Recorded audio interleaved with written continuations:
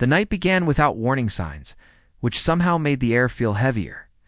The arena hummed with routine anticipation, but something underneath felt delayed, like a breath never released. Fans settled into their seats expecting motion, noise, reassurance. Instead, there was hesitation. Segments ended with pauses that felt too long. Music cues arrived late. Lights lingered half a second longer than comfort allowed. Commentary filled space carefully, voices softer, unsure why they were choosing caution. Nobody named the feeling, yet everyone shared it. This was not excitement. It was the discomfort of waiting for something unnamed to arrive. As the show progressed, matches played out cleanly, but without relief. Every cheer felt restrained, every chant unfinished. Wrestlers glanced toward the entrance ramp more often than usual, their timing subtly off. Cameras caught expressions that hardened too quickly, smiles that disappeared when they thought nobody watched. Producers adjusted pacing, stretching moments that usually rushed. The building felt occupied by thousands, yet emotionally hollow, as if the crowd sensed a presence not yet visible. Even silence carried weight, pressing down on shoulders and narrowing focus. Rumors had circulated all week, then abruptly stopped. That silence was louder than any leak. Online speculation evaporated as if guided away, leaving fans with nothing to anchor anticipation. When a scheduled segment ended early, confusion rippled outward. Commentary hesitated, acknowledging the clock without explanation. The crowd reacted unevenly, some clapping nervously, others sitting still, arms crossed, eyes fixed forward. The sense of control slipped slightly, enough to be felt, but not enough to be addressed.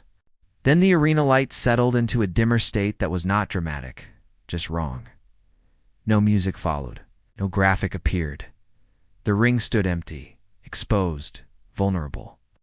Commentary spoke again, but their words felt like placeholders, buying time. Low murmur spread through the stands, not excitement, but concern.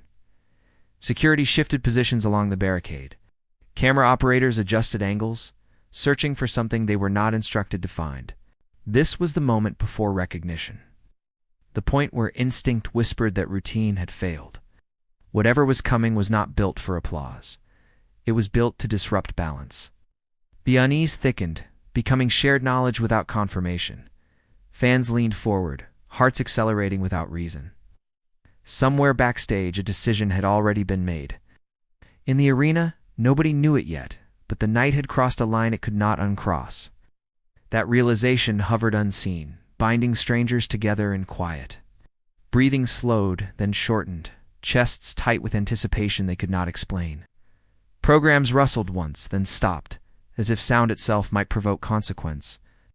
Eyes stayed forward, refusing comfort, daring the unknown to reveal itself. The calm was artificial, maintained only because panic had not been given permission. Whatever waited beyond the curtain was already rewriting expectation, preparing to test resolve, loyalty, and belief.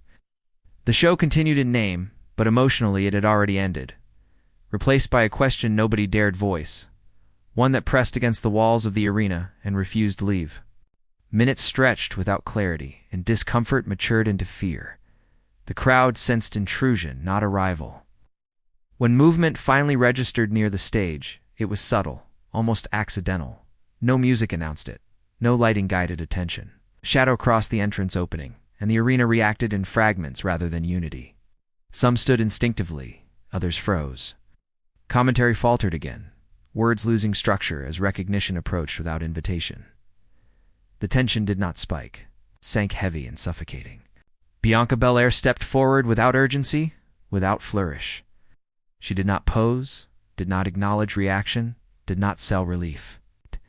Her presence landed like weight dropped into still water.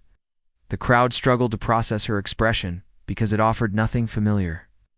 No confidence, no defiance, no reassurance, only resolve sharpened by distance. She moved slowly, deliberately, each step measured, as if the ring were not a destination, but a consequence. Silence followed her, the kind that swallows reaction before it forms. Behind her, Jade Cargill remained at the threshold. Unmoving, she did not need to advance to dominate the moment. Her stillness carried authority, her posture an unspoken warning. The contrast between motion and restraint unsettled the room. Bianca advanced alone, yet never felt solitary. Jade's presence loomed, anchoring the unease, reminding everyone this return was not isolated. It was supported, watched, and deliberate. The arena felt smaller with them occupying its space. Commentary attempted context, then abandoned it. Their voices cracked under the weight of implication. The crowd divided visibly. Some fans raised phones, hands shaking. Others lowered them, unwilling to document something that felt personal and dangerous. Applause broke out in scattered pockets, then died quickly, unable to survive the atmosphere. This was not celebration. It was confrontation without dialogue. Bianca reached ringside, paused, and looked out, not at faces, but through them, as if measuring impact. She entered the ring without theatrics, stepping between ropes like crossing a boundary rather than performing a ritual. The ring, once center stage, now felt exposed. Jade remained outside, eyes fixed, claiming space through gaze alone. Together they transformed the environment. The audience did not erupt. They recalibrated. Fear replaced anticipation. Confusion replaced loyalty. This was not a comeback built for comfort. It was an assertion that something had changed without permission. As Bianca stood still, the arena finally understood why the night felt wrong. This return was not designed to be loved. It was designed to be endured. Fans realized they were witnesses, not participants. The industry was watching itself fracture in real time. No music rescued the moment. No pose relieved it. The silence held, unbroken, forcing everyone to sit with the reality that this was happening on terms they did not control. The discomfort was complete, and it was intentional. Backstage, the tension spread faster than any announcement. Screens replayed the entrance in muted loops, drawing small clusters of wrestlers who watched without speaking. Conversations stopped when Bianca's image appeared. Some turned away, others leaned closer, searching for meaning that refused clarity.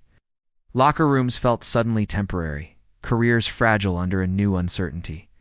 No one knew where they stood anymore, and that realization traveled quickly. Veterans exchanged looks that carried history and caution. Younger talent whispered about opportunity and threat in the same breath. The return reframed everything without explanation. Schedules, rivalries, expectations, all felt provisional. Authority figures moved faster than usual, phones pressed to ears, voices low, faces tight. Control was being tested, not challenged openly, but quietly undermined by presence alone. Media response ignited instantly, not with praise but debate. Analysts struggled to frame what they had seen. There was no obvious narrative hook, no triumphant arc. Opinions fractured, some calling it unsettling brilliance, others questioning intent and consequence. Social platforms flooded with unease rather than excitement. Clips circulated, but commentary around them felt cautious, almost reverent, as if language might misrepresent the moment's gravity. Jade Cargill became a focal point without saying a word. Her silence drew scrutiny, her proximity interpreted as alignment, endorsement, or warning. Pressure mounted around her legacy, expectations bending under new weight. She had not acted, yet influence radiated from her stillness. The industry questioned whether this was partnership, protection, or something more destabilizing. The uncertainty alone altered perception. Bianca's return rippled outward, touching personal lives as well. Families felt concern where pride once lived. Support systems braced for fallout they could not define. The emotional costs surfaced quietly, through guarded messages and unanswered calls. This was not just business. It carried consequence beyond the ring, beyond the camera, into spaces usually kept separate. By the end of the night, nothing had resolved. The show concluded. But closure never arrived. Instead, a lingering pressure settled over the roster and audience alike. The return had not answered questions. It had multiplied them. Everyone understood one truth. Comfort had been removed intentionally. The future felt uncertain, and that uncertainty was now the dominant force shaping what came next. In the days that followed, the industry moved cautiously, as if sudden motion might cause collapse. Meetings stretched longer, filled with careful language and unfinished thoughts. Decisions once made quickly now required layers of approval. Nobody wanted responsibility for misreading the moment. Bianca's return remained unaddressed officially, existing as fact without framing. That absence spoke louder than any statement. Wrestlers adjusted behavior instinctively. Some trained harder, others held back, conserving energy and options. Rivalries cooled or intensified unpredictably, shaped by fear rather than strategy. The locker room hierarchy blurred.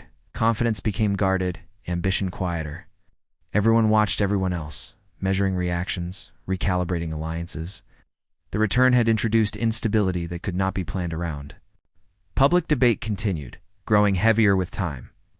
Fans argued not about wins or losses, but about intent, ethics, consequence. The discomfort lingered because it resisted interpretation. There was no villain to reject, no hero to embrace. Bianca existed outside those roles now, and that ambiguity unsettled long-held expectations. Jade's silence fueled speculation further, her restraint interpreted as calculation rather than absence. Authority figures faced pressure from all sides. Networks wanted clarity, sponsors wanted reassurance. Creative teams wanted direction. None came easily. The moment had escaped containment. Attempts to contextualize it felt artificial, disconnected from the raw impact it delivered. The industry realized it was reacting, not leading. Control had shifted subtly, but unmistakably. Personally, the weight deepened. Bianca's inner circle closed ranks, shielding against noise that refused to quiet. The cost of return became clearer in private, where strength offered no insulation. The decision to step back into that space carried consequences no storyline could absorb. Jade, too, felt the burden of expectation, her legacy now tied to an unspoken alignment that demanded eventual reckoning. As weeks passed, the return aged without softening. It remained uncomfortable, unresolved, present. The industry adapted around it, but never fully absorbed it. Something fundamental had shifted, not through action, but through presence. The discomfort endured because it was real, grounded, and resistant to closure. The question was no longer what would happen next, but who would be changed beyond repair when it did. Time did not dilute the moment. It clarified its cost. What lingered was not shock, but weight. Bianca Belair's return refused to settle into memory as spectacle. It existed as pressure applied continuously, altering decisions, conversations, and self-perception across the industry. The absence of explanation forced reflection, and reflection rarely offers comfort. Fans revisited the footage repeatedly, noticing new details with each viewing. The stillness, the restraint, refusal to perform relief. What once seemed shocking became unsettling in a deeper way. This was not about dominance or rebellion. It was about presence demanding acknowledgement without permission. Jade Cargill's silent proximity remained equally potent, a reminder that power does not require noise to be felt. The industry attempted to move forward, but progress felt altered. Expectations shifted. Safety nets thinned. Wrestlers understood that certainty was no longer guaranteed. The return had exposed fragility beneath the structure, reminding everyone how quickly balance could be disrupted without overt aggression. The emotional toll manifested slowly through fatigue, guarded trust, and cautious ambition. At its core, the moment forced a reckoning, not with characters, but with reality. The lines between performance and consequence blurred. The cost of returning, of aligning, of witnessing became undeniable. Families, careers, legacies all felt the ripple. This was not a moment designed for celebration. It was designed to confront. Bianca stood at the center of that confrontation, not as a savior or destroyer, but as a catalyst. Jade's shadow loomed beside her, amplifying impact through restraint. Together, they redefined what presence could do without explanation. The discomfort remained because it asked something of everyone watching. Not loyalty, not outrage, understanding.